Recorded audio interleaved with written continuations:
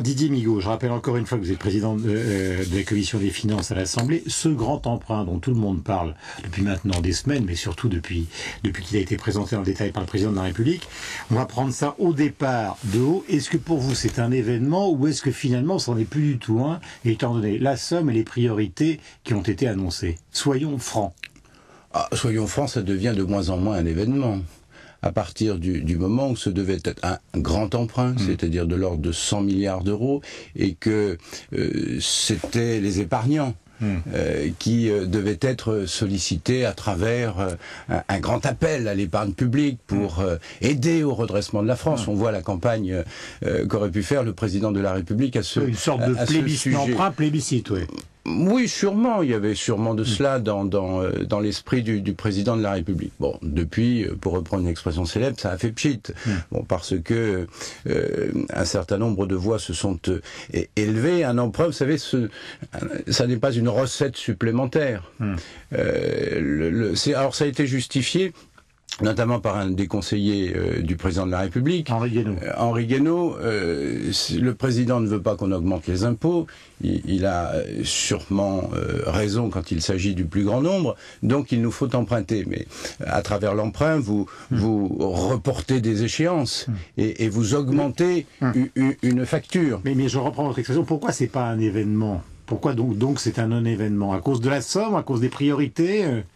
Les priorités, que l'on puisse investir pour l'avenir, comment peut-on être contre que le président de la République soit aujourd'hui beaucoup plus convaincu qu'hier qu'il faille intervenir dans un certain nombre de secteurs stratégiques? Le haut débit, je dis bravo, pourquoi ne l'a-t-on pas fait avant? Et pourquoi sommes-nous obligés aujourd'hui de recourir à une dette supplémentaire alors que le budget de l'État aurait pu, depuis ces dernières années, favoriser davantage ces investissements? Ça n'a peut-être pas été fait aussi, Didier Migaud, avec les gouvernements précédents ou les pouvoirs précédents. Le haut débit, ça date pas d'il y a 2 ans et demi.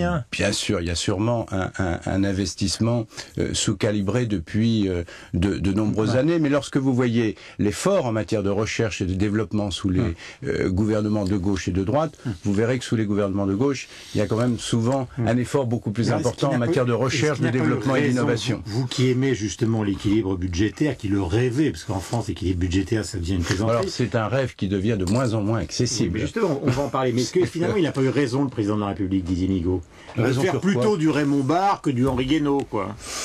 Non, le problème, c'est que le président de la République se trompe au niveau de la politique économique, budgétaire, fiscale depuis ces dernières années. Vous savez, vous ne pouvez pas saucissonner l'action publique. Là, on vient de voter le budget, ou on va le voter de façon définitive dans quelques jours. Il est en commission mixte paritaire et avant le vote définitif des deux assemblées. Voilà. Il y a eu un plan de relance. Maintenant, il y a ces dépenses qui sont contenues dans ce grand emprunt. Et le président de la République voudrait nous dire que tout est saucissonné. Mais il y a des choses qui se retrouvent dans l'un, l'autre et également dans le grand emprunt.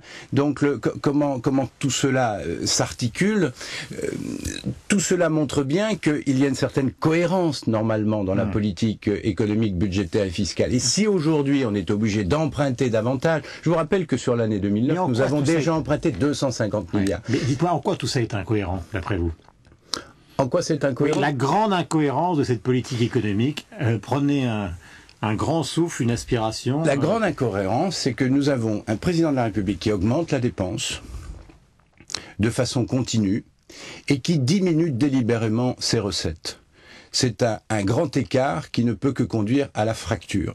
Parce que le montant de ce grand emprunt, vous le retrouvez dans des allègements d'impôts, sur des publics très ciblés, ou bien sur des entreprises elles-mêmes très ciblées. C'est plusieurs dizaines de milliards d'euros qui ont été d'une certaine façon... qui échappent à la nation. Oui, ce sont des recettes qui échappent à la nation. Quand vous baissez la TVA restauration, lorsque vous faites une réforme à Bercy aujourd'hui de cette ampleur au niveau de la réforme de la taxe professionnelle, lorsque vous baissez les droits de succession, lorsque vous faites le bouclier fiscal, lorsque vous faites l'exonération des heures supplémentaires, lorsque vous exonérez de plus-value les cessions de titres pour les grandes sociétés, c'est plusieurs dizaines de milliards de recettes dont vous vous privez.